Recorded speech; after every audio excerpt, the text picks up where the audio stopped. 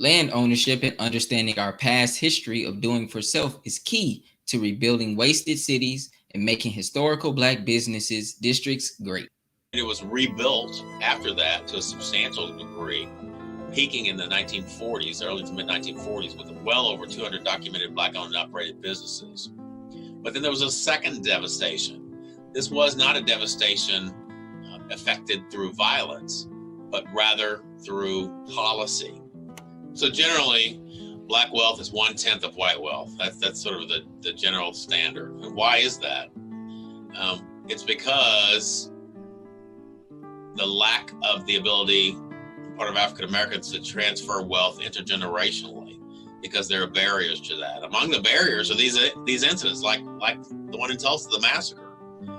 It really obliterated Black wealth that would have otherwise transferred across generations.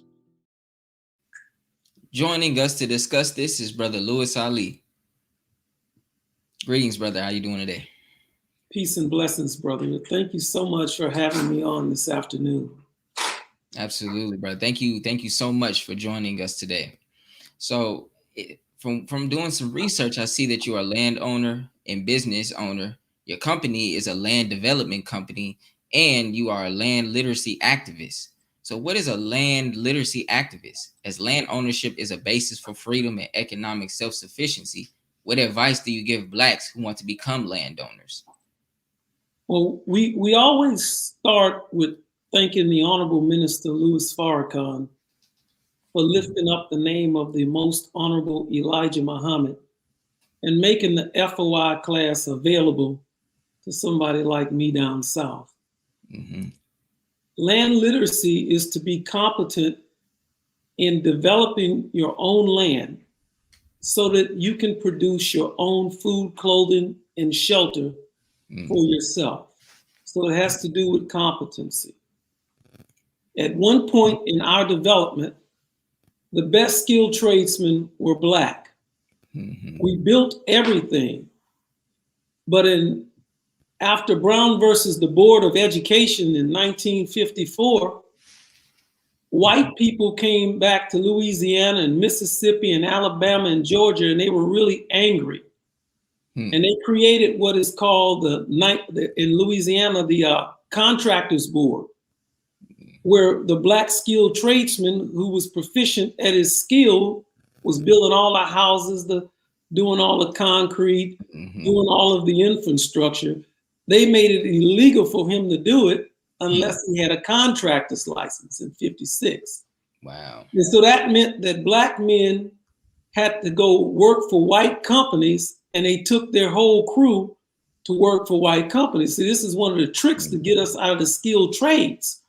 Well, if you work on a job, then you can't train your young boys in the skilled trades, in the building trades.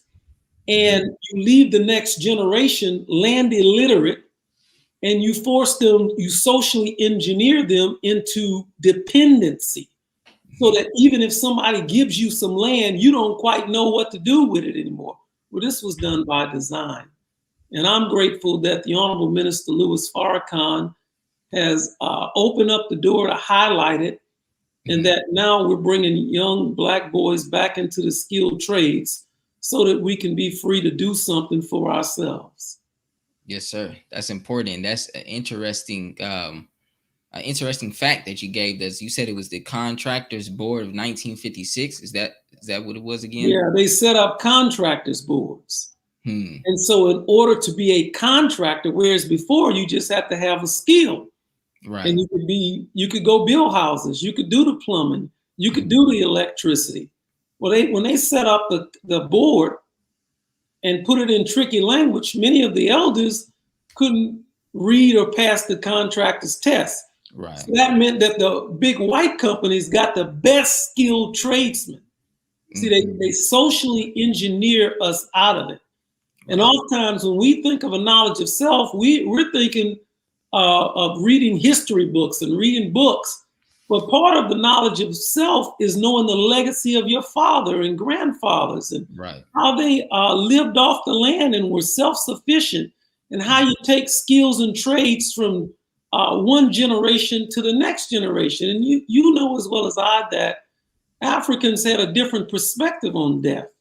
Right. We believed in transition, meaning that all of the knowledge, wisdom, and understanding that I have, I put that knowledge and wisdom in the generation of young men coming behind me, and we get eternal life because they can perfect whatever I started.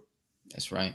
That's right. Yes, sir. You know, as a community activist, you have been involved in various forums, and town hall meetings discussing rebuilding Black communities and separation.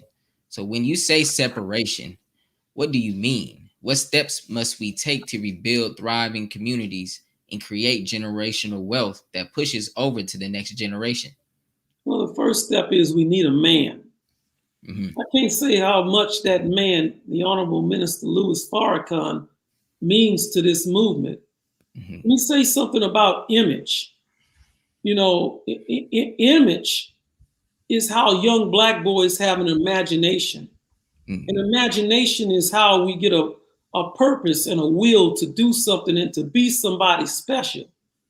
And all of the masculine Black male images have just about been destroyed and so slandered that we don't pay any attention to them, except the Honorable Minister Louis Farrakhan.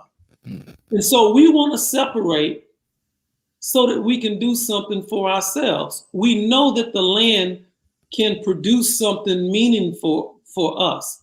Mm-hmm. And so in the Honorable Elijah Muhammad's economic blueprint and message to the Black man under economics, he says that the first step of economics is to separate yourself from the slave master.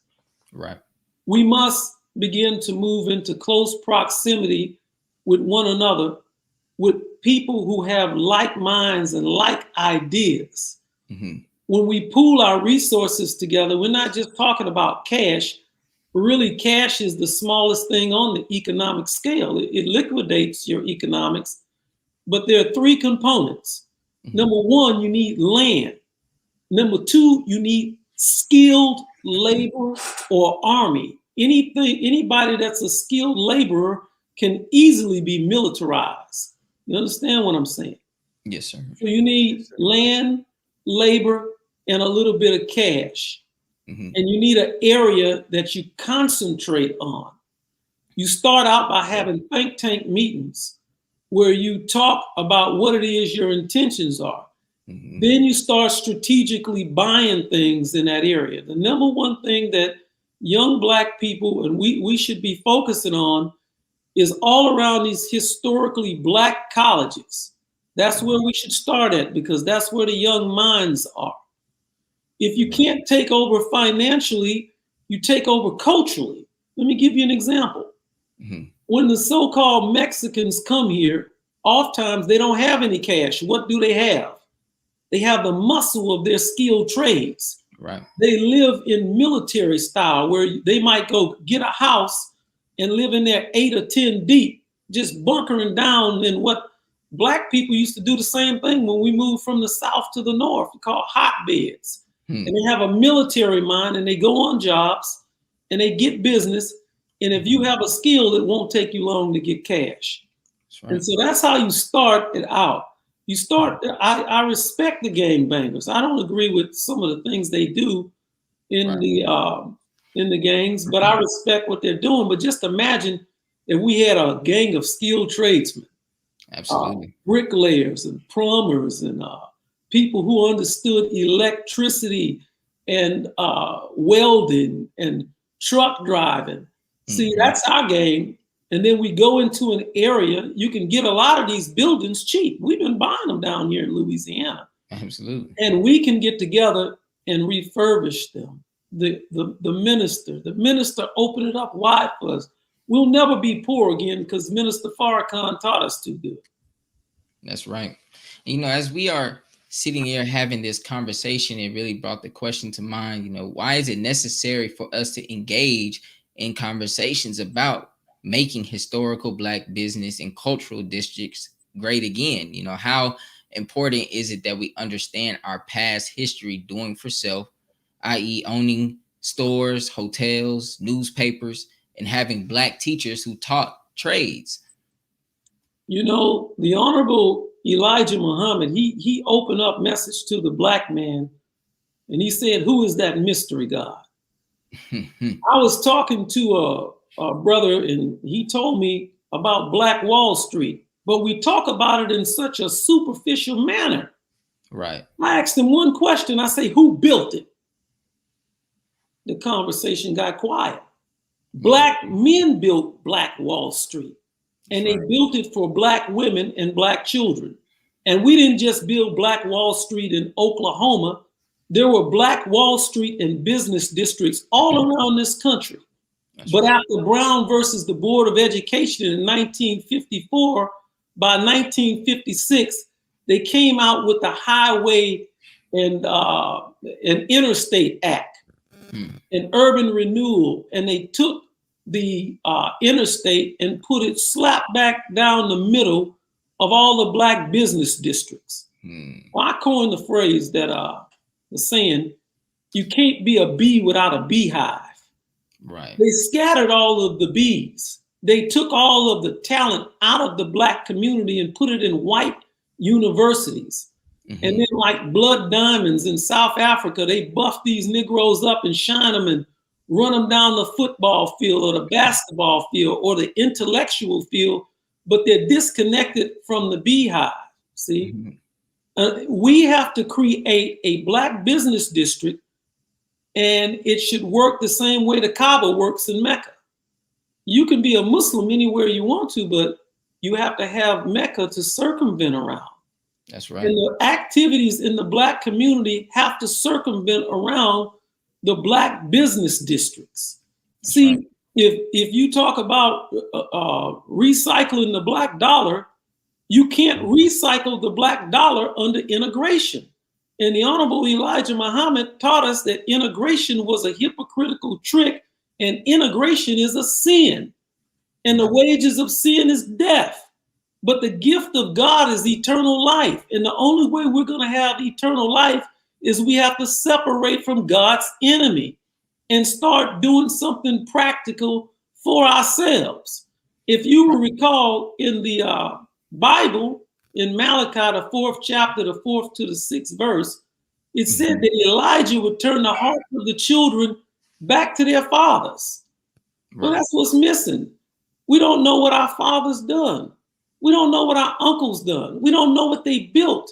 Men interpret love as respect. How can you be a man and we ain't built nothing?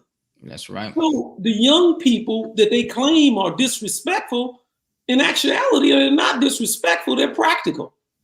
Until you can show your young people what we have built to advance them in the future, then we're being quite hypocritical to ask them to respect us. Well, it's something that we as older or the next generation have to do for the younger people, and they won't help us. And I don't, and I apologize for cutting you off here. And thank you for all that great information here. Just real quick, we only got about a minute left on this segment. Sure. How can we apply this law that the Honorable Minister Louis Farrakhan and the Honorable Elijah Muhammad taught us about the first law of the universe is motion? How can we apply this law to redeveloping our communities? By remembering what the original sin is. The original sin is not marrying or being with a woman. The original sin is idleness. We are commanded to be in motion. We are commanded to do something for ourselves. And if you do something for yourself, God knows you will attract something to benefit self. That's the short answer. Thank you, my brother. I really do appreciate you coming on tonight with us and sharing that wonderful information. And I hope that you have a wonderful rest of your night.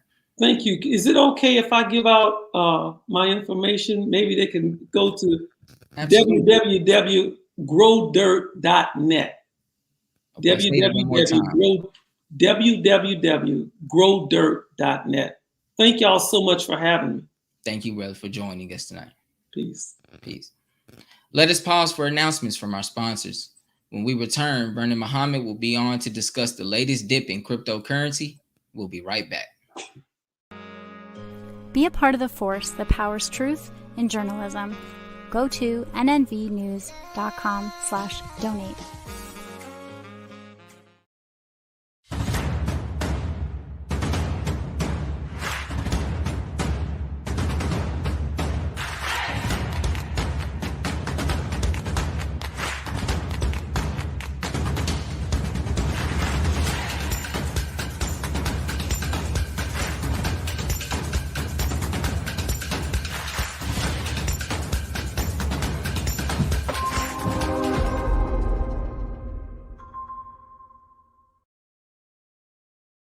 worldwide, 24 hours a day, 7 days a week. Download the Final Call Radio app and take us everywhere. On your phone, on your computer, on your tablet, on Instagram, Facebook, and Twitter. You can also log on to finalcall.com and click the Listen Live button or finalcallradio.com. Final Call Radio, the official voice of the Honorable Minister Louis Farrakhan and the Nation of Islam. Please share your thoughts with us in the comment section below. Follow us on social media at NNV News, and please subscribe to our YouTube channel at National Network View. I am Anissa Muhammad with NNVnews.com.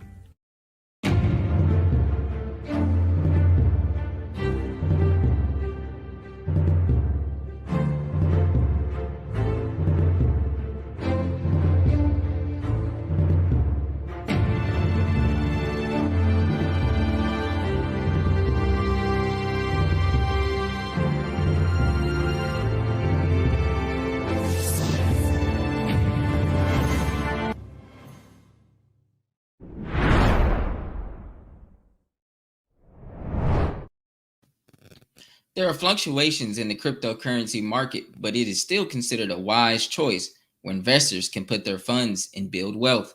And you're talking about this, but I'm looking at this. I mean, 34% on it. I'm looking at the significant fall in the cryptocurrency. Bitcoin Elon Musk declared it top. Ether is down 40%. No, it's the Chinese. Saturday Night Live. It's the Chinese, Jim. Oh, well, it's the Chinese. Musk and China. They've tightened the restrictions that ban financial institutions and payment companies from providing services related to cryptocurrency. We've got to tell people here. It's a fresh crackdown. They want to create their own, digital currency, we believe. By the way, it will only help their surveillance of everything that goes on in Chinese society, because they'll know exactly who's spending what at any moment, one would expect. Well, Not to mention they have this idea of perhaps trying to replace the dollar sometime with their own Chinese digital currency. And they've had currency controls. Carl, I mean, look, I think we can relate, obviously, what's going on with Bitcoin with the sell-off in equities. But I think of course we can, right? I mean, that's why But there's two kinds of equities. But this is related. No, but I had Greg Hayes on last night. So many of these youngsters, Jim, are trading they'll get burned out. Joining us is our brother Vernon Muhammad to discuss this topic. Greetings, brother. How you doing? Greetings to you. I'm wonderful. How are you? Doing well, sir. Doing well. Thank you for joining us today. Thank you for having me. Sir, so that was a very interesting clip. As we can see, the world of cryptocurrency, technology, and blockchain has been a very interesting topic for the last few months, actually. So what's new in the world of blockchain technology this week? Actually, there's a lot of new and exciting things that are on the horizon, but as that clip put the focus on, we know that Elon Musk, who is the CEO of Tesla, a few weeks back made the announcement that you would be able to buy Tesla or services through Tesla using Bitcoin. Well, in a sudden change in this past week, he suddenly announced that, you're not going to be able to do that with Tesla anymore. You're not going to be able to purchase a Tesla or services using Bitcoin. And a lot of people look at people like Elon Musk, and anything they say, anything they do has a ripple effect. So you had that go on. A lot of people, reacted to what they saw come out, whether it meant something or whether it didn't. You also have to keep in mind the rise of Bitcoin and various cryptocurrencies over the last year. There's a lot of people who made a lot of money, and only they know when it's time to say, okay, well, I'm going to take some of that money off of the table and do some other things with it. So it's a normal thing for people who profited, made money, to take some money out of the market every once in a while. So you'll see dips, you'll see ups, you'll see downs. But there's also, as I said, new and exciting information on the continent of Africa. Ethiopia has become the first African nation to actually formalize institution of the blockchain as it relates to somewhat of a census, like a digital identity for all of its citizens. So again, the blockchain is just managing data management. Okay, so if you think of every citizen, even citizens that weren't being counted before or were only being counted on slips of paper, now there's an upgrade in technology in a way that that nation can account for all of its citizens as they move forward into modern times. So it's a lot of good things that are happening.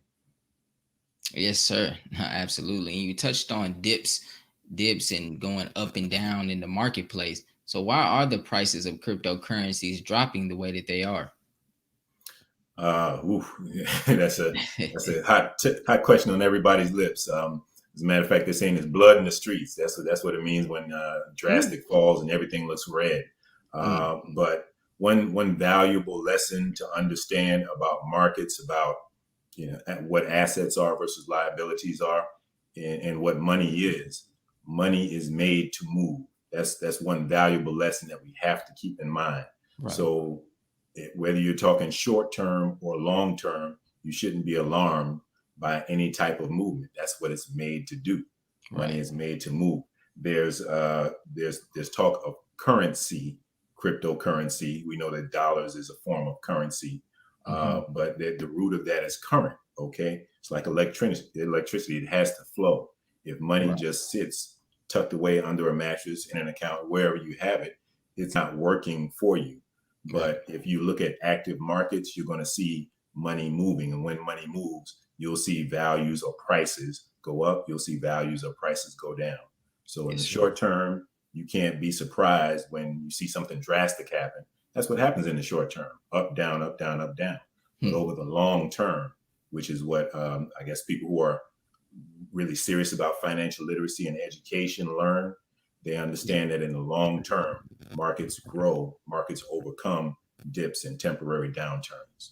Okay. And so, for those who aren't really too much aware of what to do when markets go up and down and have drastic turns, because they may be new to investing in crypto or just the marketplace in general, what are some best practices for people who want to jump in and make money in crypto?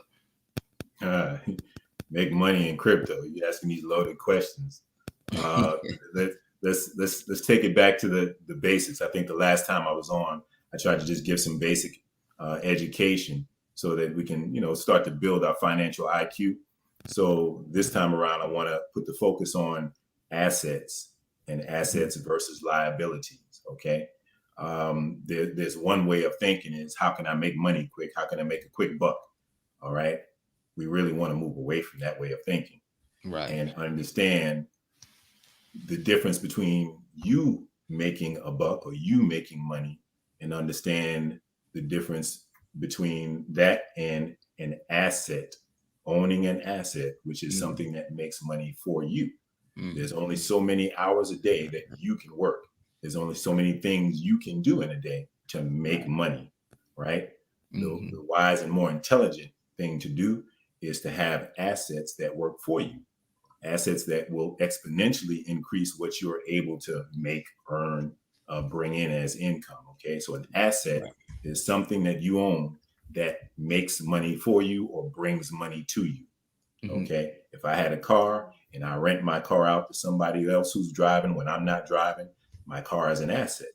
Even though I may have a car note on the car, it's out, it's earning money, and it's paying for itself plus some. So that's an asset. One of the things that we should do in this, especially in this environment, is learn the difference between an asset and a liability. A liability is something that just keeps money going out from you. Right. Case in point, if you look at all the cryptocurrencies that are out there and everybody's like, oh, which one should I get? I'm gonna try this one. I'm gonna try that one. Right. A lot of people are crying now because they bought themselves liabilities. Take the time to get the education, learn what's going to actually bring money to you versus what you're throwing your money away on. No, absolutely. Wow. So you put quotes around make money. So can you explain as to why you put quotes around make money and what is making money or what is not making money? I put the quotes around money because there are a lot of us who don't even know what money is, what real money is. If I've actually tried this with people, and there's a video out on YouTube where there's a wealthy guy who goes down to I think it's Del Marva or something like that in California, where all the rich and wealthy people live out near Venice Beach in California. And he's actually on the street and he says, hey, I have this gold coin, this 1 ounce gold coin, 1 ounce of gold. He says, look, I need to do something. I need to hop a bus or whatever he was trying to do. He said, I'll sell you this gold coin for $20. 1 ounce of gold is worth a lot more than $20. But no matter how many people passed him on the street, no one was willing to part with a $20 paper bill for 1 ounce of gold. Wow. Most people don't know what real money is. Just for the sake of clarity, that's something you should take all day long. Okay. If you compare a $20 bill and 1 ounce of pure gold, I would do that every day of my life if I could. But there's so many people who have no clue and won't budge in any different direction or even be willing to learn what the difference is between currency, cryptocurrency, money, real money, and what's the purpose of money. You know, what money is supposed to do for you and what you're supposed to do in relation to money. So a lot of it, again, just depends on education and depends on changing our mindset. There's something that Warren Buffett had a quote about markets and about the marketplace. He said, the markets are designed so that people with patience can slowly take the money from people with no patience. Wow. Think about that for a moment. Wow. Yeah, that's deep right there. That's very deep. And so you speak a lot on financial literacy and educating ourselves. Where can someone start to get financial literacy education in the first place? Stay plugged into NNV News. First of all, there's always something good coming here. I try to make myself available. I try to find conversations and initiate conversations on social media spaces, in different forums, just to keep this conversation present among our people on as much of an opportunity as I can. There's something going on every day, and I try to, using my platform, goldmasterplan.info, just pull in various people who are engaged, whether it's artists who are learning or having a conversation about how can I get my art into an NFT, whether it's people who are at the retirement age. Not that I'm giving retirement advice or financial advice, but we're just having the conversation. People who want to know, well, what do I need to do? Or what I need to be aware of moving forward? How can I make smarter decisions for myself? Or whether it's somebody who's, Gen X, Gen Z, that's saying, hey, I'm not where my parents were, but I certainly see a different kind of future. And I want to create a different kind of future for the generations coming after me. There's conversations that need to happen at all levels. So, look for those type of things on social media platforms, here on YouTube, whether you're on Facebook or whether you're on Twitter. Wow. Thank you, brother. Thank you so much for that. So right now we're going to pause for announcements from our sponsors, and coming back up, we'll bring back on Brother Vernon Muhammad, and we'll talk a little bit more about cryptocurrency. We'll be right back. Be a part of the force that powers truth in journalism. Your support helps to combat false media. Cash App NNV News. Greetings from National Network View. This week's Final Call cover story headline memorializes the late, great DMX. Last week, DMX's life was celebrated at the Barclays Center in Brooklyn. Large crowds gathered to honor the legend. They were there to remember a man who wasn't afraid to express his pain with the world. The Honorable Minister Louis Farrakhan spoke via Zoom to the large audience. He delivered words of comfort, wisdom, and guidance to everyone under the sound of his voice. DMX will live on. This FCM volume number 29 edition features the middle page article is a transcript of what the Honorable Minister Louis Farrakhan said at the memorial. To read more, subscribe to finalcalldigital.com and tune in to the all-new Final Call Radio. This is the NNVnews.com Final Call cover report. This is Sister Sajda Muhammad. We are proud to announce that the Sajda House commemorative Elijah coins are finally here. This priceless heirloom, made from recycled copper from the messenger's home, is now available at sajdahouse.com. Please make sure you leave your comments and questions in the comment section below. Follow us on Facebook, National Network View, and make sure to check us out on Twitter as well, National Network View. This is Sergio Gutierrez with National Network View, signing off.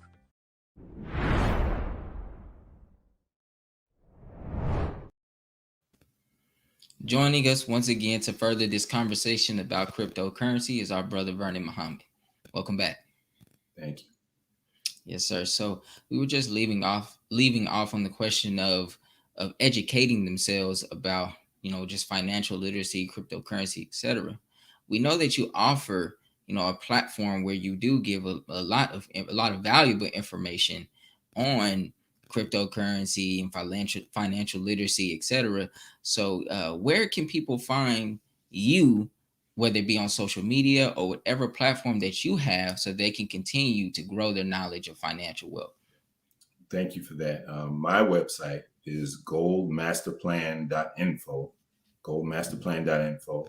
I have a lot of pointed and really concise points about cryptocurrency, about some of the use cases of blockchain technology, and specifically, there's a big focus on decentralized finance. Now, decentralized finance is a term that we probably, if out of all the terms, we probably want to pay close attention to that. Okay. Every one of us is intricately connected to the banking industry. Every one of us has a bank account. Every one of us uses a debit card. Wherever we go, there's something that we have to do that travels through a bank, even if we're just using Square and Cash App and Venmo and whatnot. There's a bank, and the banking industry is connected. Decentralized finance takes the power, takes the money, the profits from the banking institutions, and puts them back in the hands of the individuals, which is where it should be, where it should have been all along. If you think about your money that you put in the bank so that you can access it whenever you want to, you wouldn't think there's any limitation or anything standing in the way of you doing that. But that's exactly what happens with these banking institutions. You don't have the power. The bank has the power. Well, there's a movement that has been started recently that says be your own bank. And on my website, goldmasterplan.info, and the particular blockchain that I'm talking about there, the G999 blockchain, is specifically organized around that movement. Be your own bank and put the power of finance back into the hands of the individuals through education. Yes, sir. Yes, sir. That's very important. You touched on the G99. Is the blockchain correct, or is the G7 the blockchain?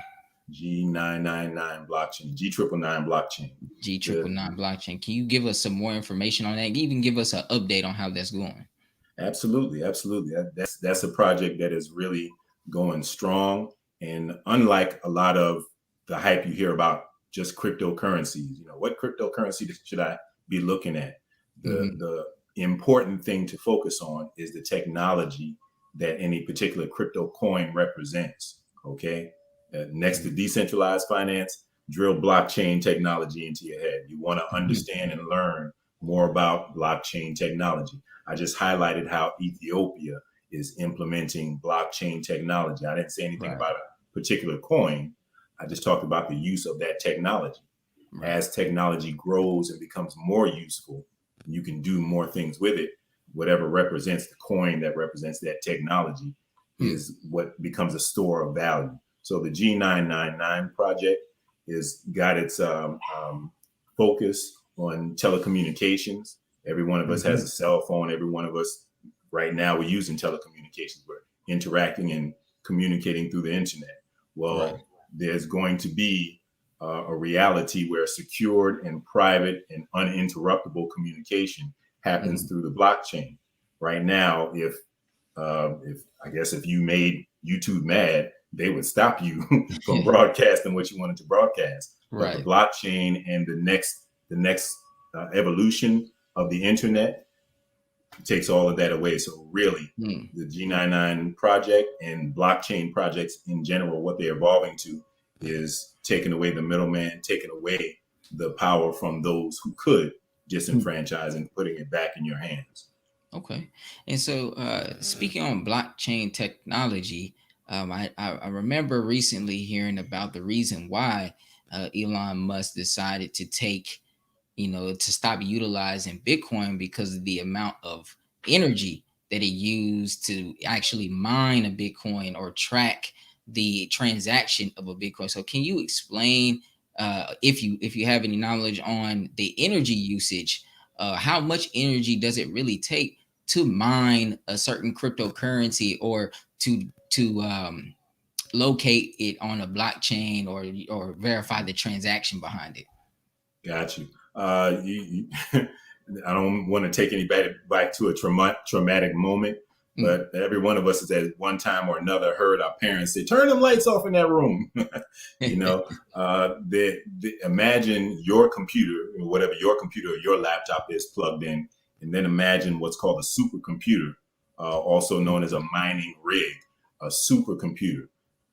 Multiple CPUs running multiple hard drives, phenomenal amounts of memory, all of that sucking power, just so it can process information, process incredibly complex equations. And if it comes up with the right answer to this complex equation, it makes a Bitcoin, a valid Bitcoin it makes a valid block on the blockchain, I should say. And the reward for that computer actually making a block on the blockchain is it gets rewarded a Bitcoin. That's how Bitcoins are made. Computers that suck up a lot of power and energy, work to produce a certain outcome, are rewarded by receiving a Bitcoin, a digital asset. That whole way of doing things is changing. So the blockchain is going from that way, what's called proof of work, the way that a cryptocurrency is mined or minted into existence. It's moving from that to what's called a proof of stake, where you have individual nodes, whether it's a laptop like you're on or like I'm on, or a much smaller computer that doesn't take up as much energy, doesn't jack up the light bill like mining rigs do. And that's a much more efficient use of energy in terms of how these coins can be created. Wow, that was, man, because I was really wondering how, I really appreciate that, because I was wondering how, a computer would use a lot of energy just to mine or to verify the transaction on a Bitcoin. So I do appreciate you breaking that down for us, and just let the audience know one more time where they can find you and where they can find your website or wherever you store your information on cryptocurrency and financial wealth. Absolutely. This for the next 2 weeks, as a matter of fact, there's a blitz of information and people in my network that are just pumping information and education out along the airwaves. But you can find that, you can find the schedule for that by going to my website, goldmasterplan.info, and we can plug you right into where all the good stuff is at. Yes, sir. All right, my brother. I appreciate you again for joining us today and giving us that valuable information, brother. Thank you. You have a great night. Thank you. You too. Thank you for joining us today and tuning into National Network View News. Please share your thoughts with us in the comment section below. Follow us on social media at NNV News, and please subscribe to our YouTube channel, NNV News. This is Tariq X with National Network View News. I wish you all peace, blessings, and well-being. Good night. Be a part of the force that powers truth in journalism. Go to nnvnews.com/donate.